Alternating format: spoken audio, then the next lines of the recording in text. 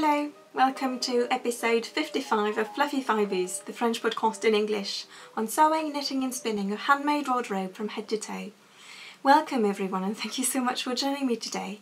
My name is Isabelle and you can find me on Instagram and Ravelry as Fluffy Fibres, and you can find the show notes for this episode and all previous episodes as well as my sewing blog at fluffyfibres.com. Welcome if you're new to the podcast. I do hope you enjoy, and if you're a returning viewer, thank you so very much for coming back. I do hope you're all doing well as this year draws to a close. I know things are very busy for most of us, I think. Things are crazy busy for me as well, but I did want to record a mini-sode before we left, because we're leaving for Paris tomorrow and then Lille the day after that actually. We'll be gone for about 10 days, and I just wanted to take a chance to record before we left, so that I had one last episode before the end of the year, so that I could wish you a happy end of the year really. So I do hope you're all doing really well despite the busyness of this time of year. Things are completely crazy here. I'm probably looking really tired because I had my usual crazy couple of days where I get up at 5, take the train, I have a 4-hour round trip each day, and so I'm just back and I just finished packing, finished packing all things, and I just thought I really wanted to record a little episode for you. And the nights haven't been that good lately, and I feel I've jinxed things since I last talked with you, because I told you that our son was sleeping through the night, and since then he's been sleeping really poorly, so I think I shouldn't have mentioned anything. But that's okay. I mean, that's completely okay, of course. We absolutely adore him, and we feel really, really, really very lucky to have him and his big sister as well, of course. But yeah, it does take a toll, especially when you work and you have to commute and so on and so forth. Anyway, I'm here and really happy to be here as well. I'm wearing my Moneta dress, my red one, which I do intend to wear at Christmas. So just if you want to see it, it's the Moneta dress. And I really, really love this one. It's out of a cotton. So I do plan on wearing it with a dark grey cardigan for the north of France, and for during the day. I've been running around, so I'm really not cold at the moment. But yeah, so this is my festive Moneta by Colette, of course. Colette Patterns. And I am drinking some Advent tea today from Les Jardins de Gaïa, my favourite brand of organic tea.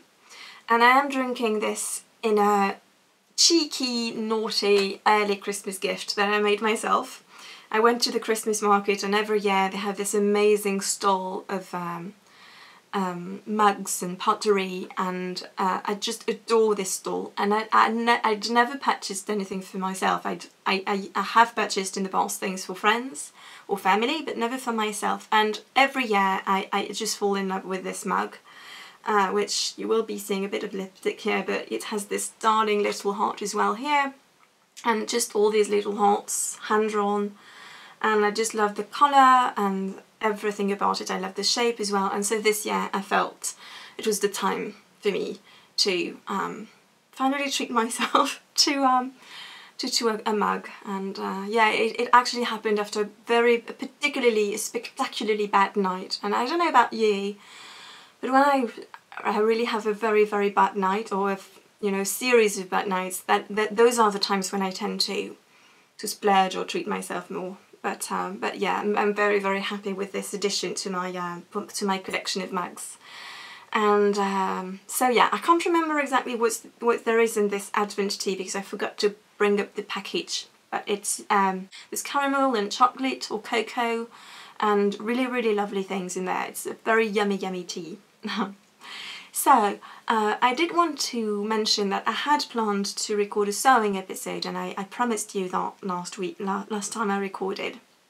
And today's not really going to be sewing related, so I have decided that I would be filming a sewing episode in the new year, full-fledged sewing episode in the new year. where I would share my duffel coat, my Cascade duffel coat, and all the other projects I might have made. But I must confess, I haven't been sewing much lately. Since I finished the Cascade coat, I haven't been sewing at all. For a few reasons. I've been super busy and I've been really tired, and I think I'm a little burnt out really after this coat. It was such a huge amount of work, and I really enjoyed making it. I'm very, very proud that I made it. I feel it's, you know, one of the pieces I've made that I'm the most proud of, definitely. But I just didn't feel really like sewing. Yeah.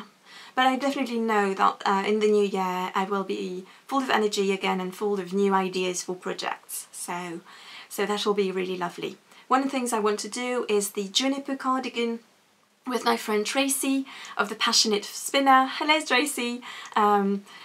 Tracy also is just like me. She knits and sews and spins. She spins a lot more than I do though, but she also makes her own wardrobe, and she commented on my last episode because I mentioned I wanted to make a black cardigan, and she said maybe I could sew it, and I completely agree with her that that would be a good solution. But I really do want a really warm woolly knitted cardigan for this specific piece, but I would really much like to sew a few cardigans in the new year, well, in 2018. And so she mentioned the juniper cardigan, and I also have that pattern. The juniper cardigan is a design by Jennifer Lauren, and she has the Jennifer Lauren handmade shop, and it's a really, really nice one with loads of options for various styles. And I know exactly the combination that I want to make, but it's really a great one. And so because Tracy mentioned this cardigan and I told her I also wanted to sew it, I suggested we did a sew along for this in the new year to encourage one another. So if you don't want to join, if you would like to join in on this, I'm not sure you would, because there was a huge cardigan sew along, I think in October, if I recall, this year. But if you, like me, we're too busy back then to actually participate, and if you'd like to sew this cardigan, then maybe you could join us. Do let me know, so in that case I would, you know, organise things a little more formally. But yes, that would be really lovely.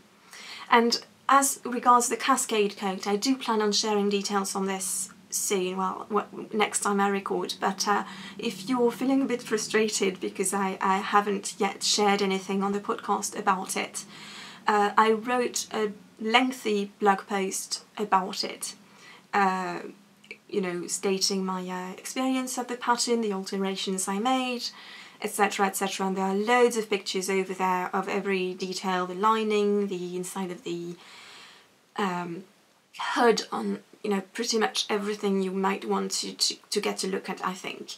So yes, do take a look. I think I wrote this at the beginning of December, so not a long time ago, so it will be still on the main page of the blog.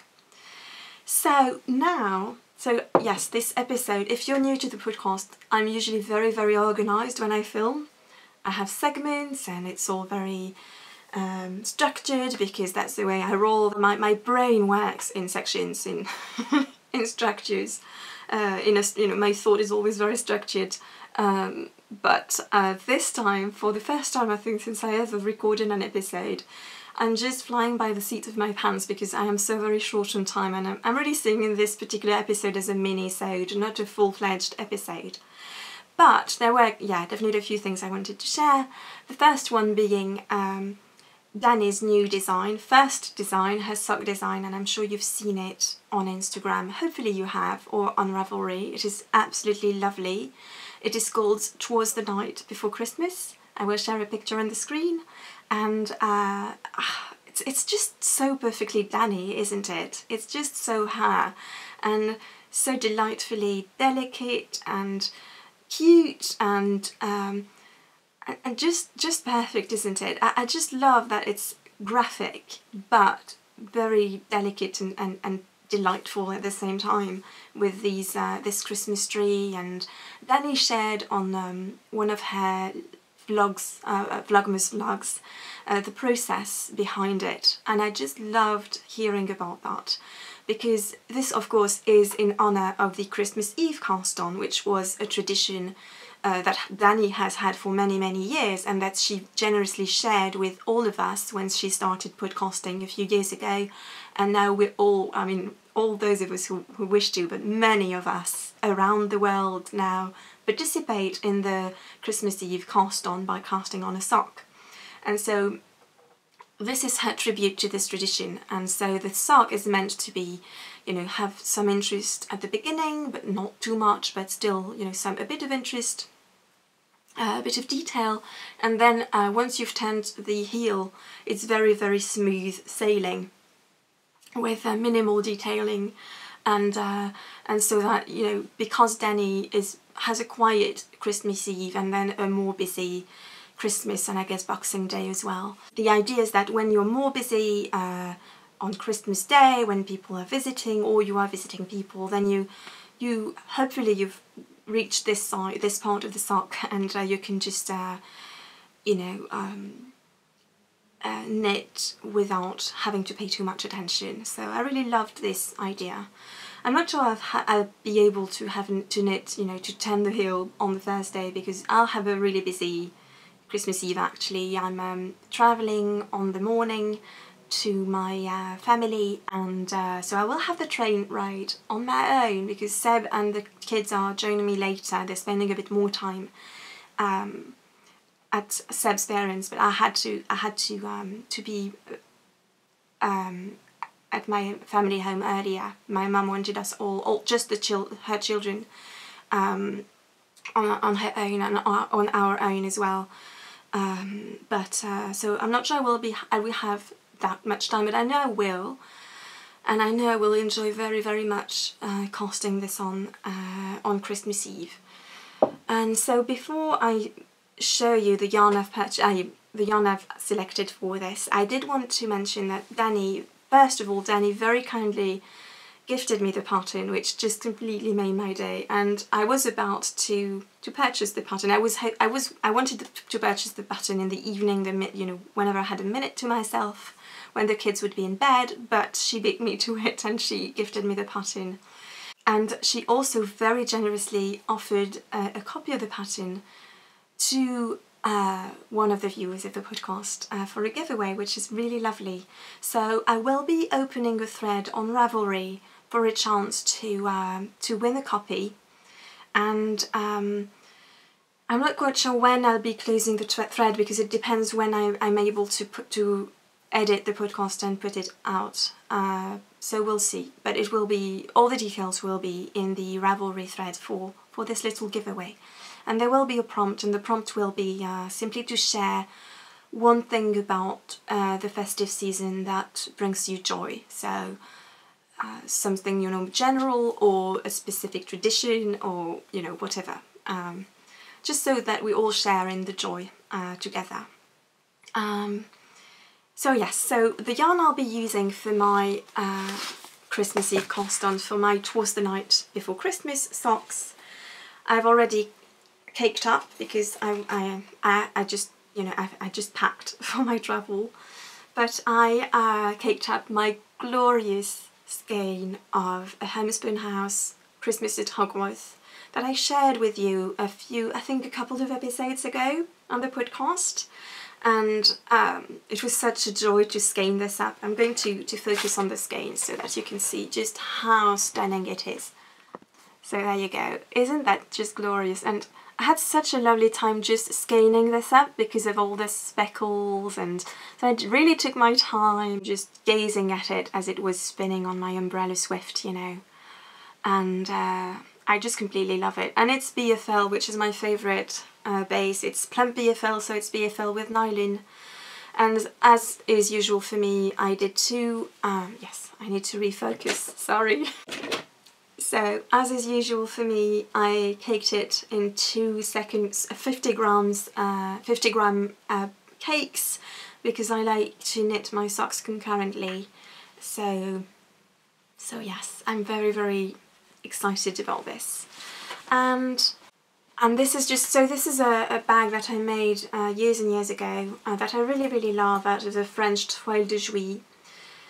And I think, well, it's not at all Christmassy, is it? But Christmas colours, usual traditional colours, are really not my thing, apart from this kind of red, really. But I just think this does work, doesn't it? And I do have a little lavender sachet in there, and also at the Christmas market I treated myself to this super cute little pouch, which was sewn by a seamstress in Montpellier, so it's local, handmade. Even though I didn't make it, I still find it super cute, and it's great to support local handcrafters as well. And it has this super cute crochet cherries. And in this, for now, it's going to be a little notions pouch. For now, I just have a lip balm and a hand cream, which are very needed that time of year. This time of year, I should say. And for the needles, I'm quite excited because I have the new Addi Crazy, I think they're called, or Crazy Trio, is it? Yes, I think so. So here they are. And so they are 3 needles, and I knit with DPNs usually, and these are 3 needles, and the idea is if you're a DPN knitter, this should be even quicker, because instead of having you know, a triangle, because they're bent and they're flexible, you just have your tube over these 2 and you knit with the 3rd one. So I'm very intrigued with this, and I'm very hopeful about this actually. I really think this might work really well for me, so we'll see. I'll be definitely reporting back on this in due time. I will definitely be packing my my regular DPNs as well in case this doesn't work out. So I'll report back on this. So yes, so do think of do go to the Ravelry group if you want to enter the giveaway. And Danny, again, congratulations on your lovely first design, and thank you so much for reaching out and offering a copy to one of the viewers of the podcast.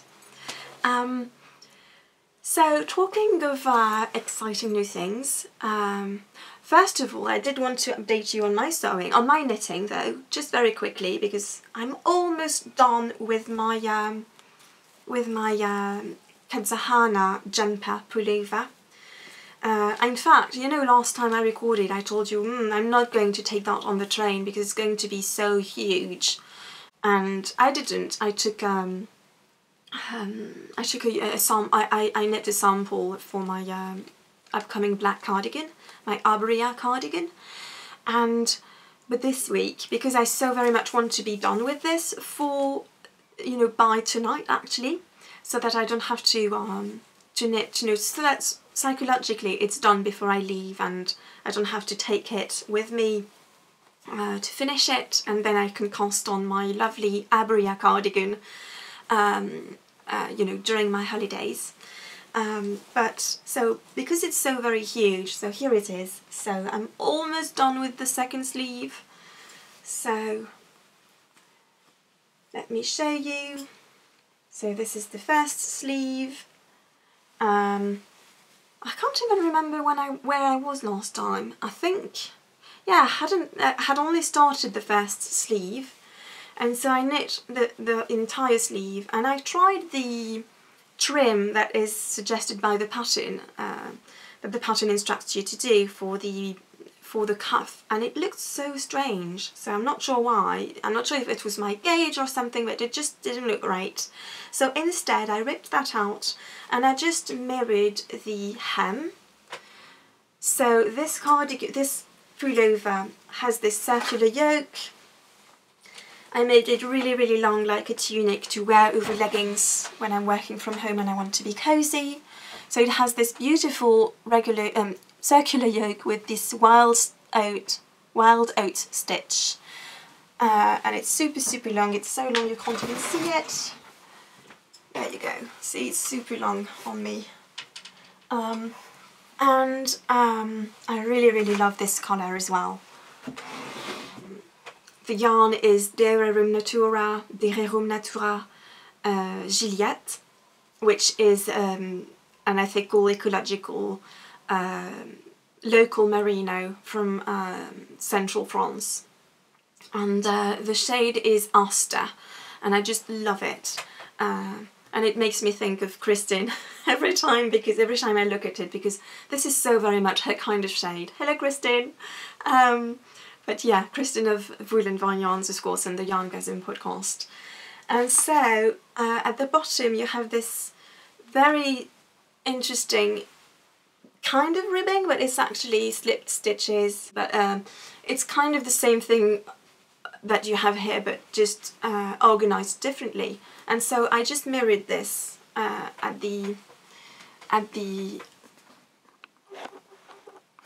cuff, which I really like now. I really like this now. So since then I have knit on the second sleeve and I'm almost done. I think I am 4 rows, you know, I only have 4 rows to knit before I start on this slip stitch ribbing, really.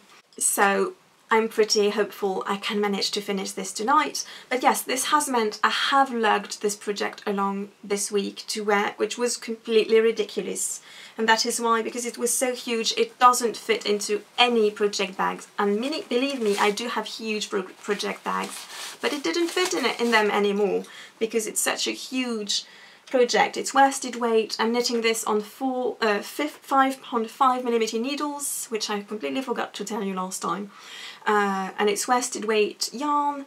And so there is the equivalent of 4 balls of worsted, so 400 grams of worsted weight yarn here. This is the 4th ball. And so instead of using a project bag, I just use one of my usual tote bags that I carry with me everywhere so that I don't have to use plastic.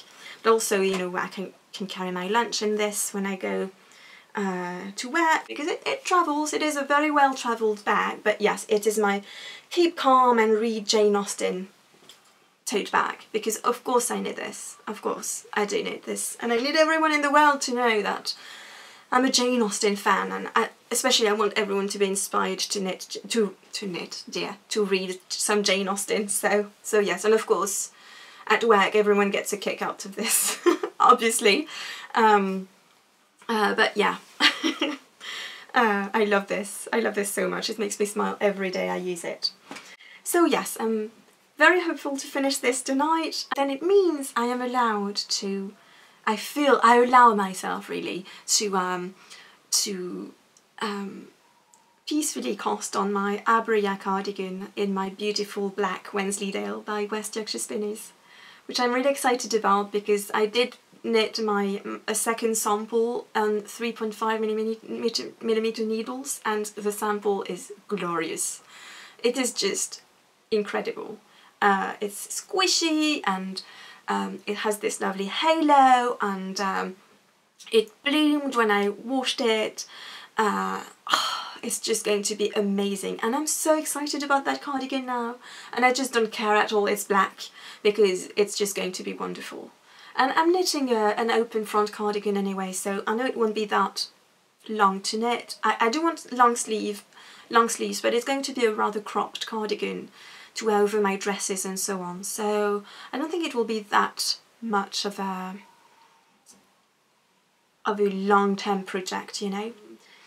So before I finish this final episode of the year, I just wanted to mention that something that I'm really excited about, and it is that I finally designed my logo, and I published it on Instagram yesterday, and I am blown away with the kindness that so many of you have shown, and the comments you've given me, because I was very unsure about this, to be honest, because I drew it myself and I painted it with watercolours, which I'm completely new at, really. I've never done watercolour really before. And I used to love painting when I was a young adult, I guess, a late teenager, young adult.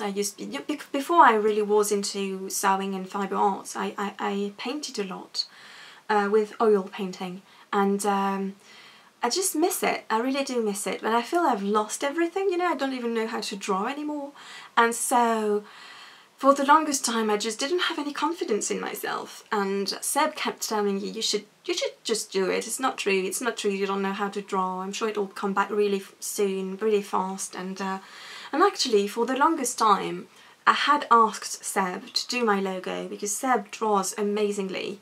He's incredible, and if those of you who've been long, around, who've seen the podcast, who watched the podcast for a long time, you may remember that I knit him a pullover 2 years ago, I think. Yes, 2 years ago. And I remember I told him, and it was a Christmas gift, and I told him, maybe as a gift in return you could just, design this logo that you've promised me for a few years. And he never did it. And I just decided to take matters into my own hands. And you know what? Now I'm really glad I did, because it feels very, very me, because I did it. And it just fits my mind's view and what I had in mind and what I was dreaming about. And so yeah, I'm very, very happy. Of course, it's far from perfect, whatever perfect may mean, but I think that's actually really good, a good thing, because crafting, making is also about, progressing and just, works in progress. And I just love that you can really see the sketches as sketches, and I think it really focuses on the process. Yes, I think that's what I'm very badly trying to articulate. But you can see the process as well at work in this logo, and I think that's a really good thing for the logo of someone who loves making things. So yes, but thank you so much if you've sent me some lovely feedback, because it's really meant a lot to me, because I was very unsure about everyone's reaction. I was really afraid it would look completely ridiculous, but yeah, I'm very, very grateful for all of your lovely words about it. And finally, I just wanted to thank you so very, very much for being there for me this year. I cannot tell you how much it's helped me, your kindness on Instagram and through the podcast as well. Those of you who've known me for a while, you know what a very, very, very hard year it's been for me this year, and Christmas is going to be really tough actually. But it's okay, and we'll be all as a family. But